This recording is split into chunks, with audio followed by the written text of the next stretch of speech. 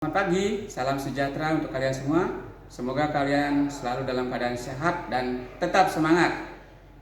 Pada kesempatan ini Bapak ingin menyampaikan materi lanjutan dari cermin cembung. Yang pertama bagian-bagian dari cermin cembung, dan yang kedua Bapak ingin menyampaikan sifat-sifat bayangan yang terjadi pada cermin cembung berikut dengan rumus-rumusnya. Baik, Bapak akan lanjutkan dengan materi cermin cembung ini. Bagian-bagian dari cermin cembung, nah, Bapak gambarkan seperti ini ya. Cermin cembung itu memiliki dua permukaan yang melengkung seperti ini. Ini bagian belakang cermin, ini bagian depan cermin. Garis tengah cerminnya ini Bapak sebut dengan sumbu utama, ya. Besarnya kelengkungan cermin ini atau jari-jari kelengkungan cermin ini Bapak tulis dengan huruf R. Dan tengah-tengahnya atau nilai dari setengah jari-jarinya Bapak tulis begini, itu namanya nilai titik fokus atau titik api. Bapak beri lambang huruf F. Nah ini pusat kelengkungan cermin, Bapak beri nama titik 0. Nah perhatikan pembagian-pembagian ruang-ruang yang ada pada cermin cembung. Batas ruang 1 antara titik 0 dengan titik F atau titik O dengan titik F ini namanya ruang 1. Sedangkan ruang 2 batasannya antara titik F dengan titik R. Ruang 3 antara titik R ke kanan sampai tidak terhingga, kita sebut ruang 3. Nah, ruang 1, ruang 2, ruang 3 ini berada di belakang cermin. Sedangkan ruang 4 yang ini di depan cermin sampai tidak terhingga, kita sebut ruang 4. Sekali lagi, bagian-bagiannya bisa kalian baca pada keterangan di bawah ini ya, pada cermin cembung. Nah, selanjutnya Bapak ingin menyampaikan bagian B, yaitu proses pembentukan bayangan benda pada cermin cembung. Contohnya penggunaan cermin cembung itu pada kaca spion, ya, baik yang digunakan pada motor atau mobil ya. Perhatikan. Ini Bapak gambarkan dengan sebuah cermin cembung, ya. Misalkan pada kaca spion, bendanya berada di depan cermin. Jadi bendanya itu anggap saja ini benda, Bapak beri nama benda ki. Ya, bentuknya tinggi sekali. Ya, misalkan kalian bawa motor, di belakang kita itu ada mobil, ada orang atau ada orang lewat ya. Ini benda ki misalnya. Nah, proses pembentukan bayangannya menggunakan sinar-sinar istimewa ya. Yang pertama, sinar istimewanya, sinar yang datang sejajar sumbu utama dipantulkan. Nah, ini pantulannya ya, seolah-olah dari titik fokus. Jadi tepat berada di titik fokus. Ini sinar istimewa yang pertama. Nah, sinar istimewa pada cermin cembung itu ada 3. Bapak pilih sinar istimewa berikutnya, yaitu sinar istimewa yang ketiga.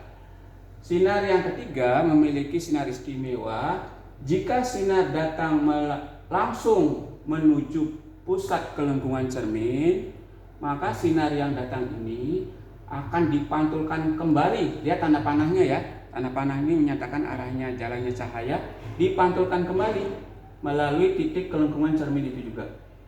Nah, kalau kita lihat di sini pantulannya semua menggunakan garis putus-putus, dengan maksud supaya bahwa garis putus-putus ini digambarkan berada di belakang cermin.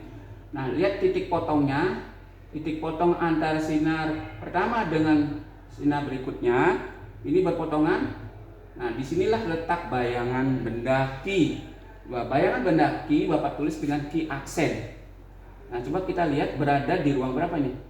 Bayangannya berada di ruang 1. Ya, di ruang 1 ini daerah ruang 1 saja. Coba kita lihat sifatnya ini. Ya, sifatnya bisa kita katakan karena berada di belakang cermin disebutnya maya. Ya. Kemudian tanda panahnya ke atas, benda aslinya juga tanda panahnya ke atas, berarti sifat bayangan ini dikatakan tegak. Ya. Sifat yang ketiga, coba perhatikan benda aslinya itu jauh lebih tinggi, sedangkan sifat bayangannya jauh lebih pendek. Berarti itu sifat ketiganya kita bisa katakan diperkecil. Jadi itulah sifat-sifat bayangan yang dibentuk oleh cermin cembung. Maya, tegak, diperkecil, berada di ruang 1. Nah, pada umumnya cermin-cermin cekung, cembung, dan lain sebagainya juga menggunakan rumus saat kita mau menghitung jarak bayangan atau pembesaran bayangan. Rumus-rumus yang berlaku pada cermin cembung, perhatikan ya, 1/F diberi tanda negatif ya, sama dengan 1/SO ditambah 1/SI. Di mana SO ini maksudnya adalah jarak benda. Jarak benda itu yang mana? Yang ini nih. Ini benda, ini cermin. Nah, ini namanya SO nih ke sini. Ini berapa sentimeter gitu ya. Kemudian SI. Nah, SI itu maksudnya jarak bayangan. Nah, ini bayangannya nih. Mana jaraknya? Dari cermin ke bayangannya. Misalkan berapa senti. Bapak tulis dengan SI, satuannya senti ya. Kemudian diberi tanda negatif itu artinya bahwa cermin cembung memiliki sifat menyebarkan cahaya atau disebutnya divergen. Seperti kemarin Bapak jelaskan pada video sebelumnya ya. Jadi diberi tanda negatif. Kemudian menghitung pembesaran bayangan ini gimana ngitungnya? Cukup dengan menulis huruf M sama dengan diberi tanda mutlak. Nah, ini namanya tanda mutlak.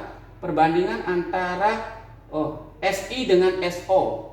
Ya, SI dengan SO. Bapak tulis di sini SI dengan SO. Ya, itu. Kemudian cara sematnya atau cara cepatnya gini aja. SO tambah SI harus sama dengan 5. Coba perhatikan. SO-nya ada jarak bendanya di ruang 4. Di ruang 4.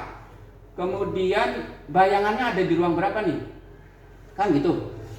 4 tambah berapa supaya 5 gitu kan? 4 tambah berapa supaya 5? Oh, berarti bendanya di ruang 4 tambah berapa supaya 5? Kan gitu.